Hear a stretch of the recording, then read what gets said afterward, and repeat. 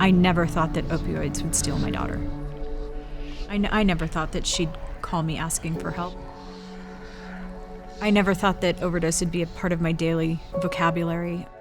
There's an invisible line that people cross in addiction, and where they go from making a choice to use, I'm gonna try this, I'm gonna see what it's like, to no longer having a choice. And it happens so quickly that I've never encountered anybody that actually knew where that line was. It just happens.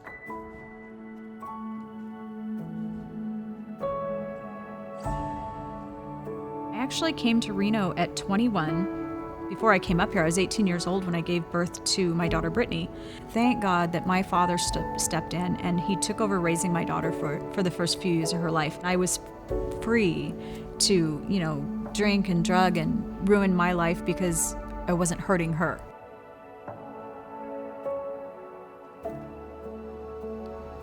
I was about 2 months into my time when I got a letter.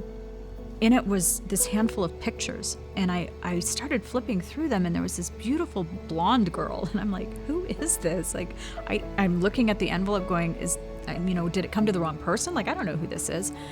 And I get to this picture of this absolutely gorgeous girl with her natural hair color, which was brunette, and I realized that it was Brittany. And then I finally read the letter, and it was just really that I'm 18, and I want to know you. And so we started this relationship. Something in me changed. I knew that I had this moment, this split second of an opportunity to do something better. And that I had this chance to be a mother, albeit to an adult, but I had a chance to be a mother to a kid that I'd let down in so many ways. And I wanted to do something positive.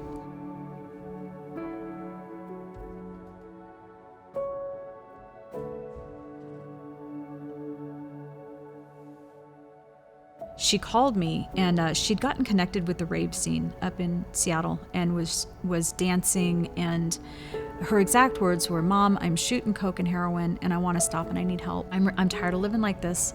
Can I come live with you?" And I said, "Absolutely, but on two conditions. You can't drink or use in my house, and figure out a way to get into recovery." And she said, okay, she would. The day that I went and picked her up, I hear her, "Mama," and I turn around and I'm looking down the street, and I'm squinting my eyes, and I'm like, I thought I was seeing things, because there was this figure, and she was kind of stumbling back and forth. And as she got closer to me,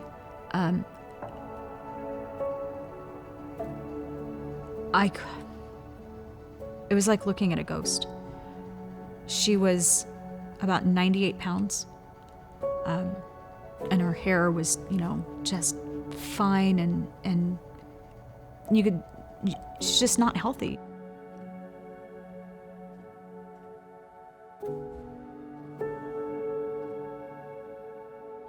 We had some good times, throughout the next few months. One of our favorite things to do was make blueberry pancakes on Sunday mornings and dance ridiculously around the kitchen.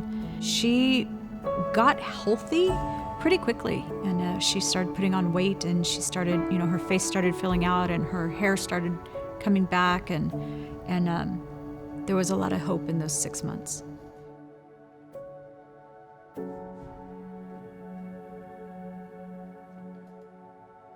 And it's funny, even as someone who's lived through addiction, I think there's always a moment where we say, why don't you just stop using? Why can't you just stop? And I know that that's not an option. I mean, once you cross that invisible line, it's not an option. You don't get to just stop. One day, I found her using in my house. She was IV using heroin. And we got into this huge argument, and I'm screaming at her. I'm at the top of my lungs screaming, "Brittany, you've got to stop. This stuff's gonna kill you." She leans out over this loft and she says, "Oh, Mother, quit being so dramatic."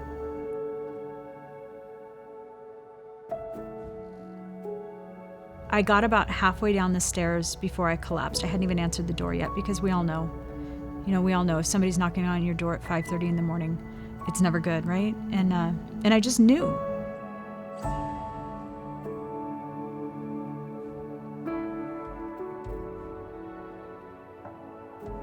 her death couldn't be in vain.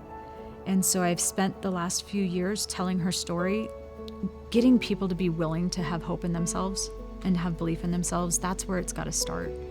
And that's what we do when we share our stories. I never thought that I'd be in a position to offer support to other people. I never thought that I'd have an opportunity to be a mother.